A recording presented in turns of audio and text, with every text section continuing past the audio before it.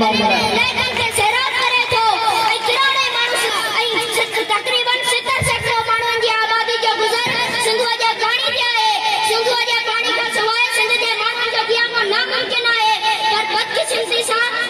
गुज़िश्ता कुछ सालन का सिंधु जे पानी के डायमंड के जरिए रोके पे वने सिंधु जे पानी के सुपाइन जी साजिश कई वने ऐ केतरी साजिशूं थी रही आहिनि सिंधु जे पेट में भारी पयुदा में वने मतलब रयो खयो पानी मुख्तलिफ बंदन जरिए बंद कराइण जी साजिश कई वने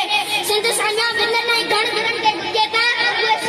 सिंध जे औज ऐं मौज मोटाइण लाइ कोशिशूं कनि त जीअं सिंध ऐं सिंधी सकाफ़त साथ रहे ऐं सिंधी माण्हू बि पंहिंजनि तहज़ीब ऐं तमुदन खे बरक़रार रखी सघनि आख़िर में आउं हिननि सिटनि मां पंहिंजी जाइ वठंदुसि शाइन सदाइन करी मथे सिंध सुखार दोस्त मिठा दिलदार आलिम सब आबाद करी जीअं सिंध जीअं लतीफ़ जबरदस्त सफर।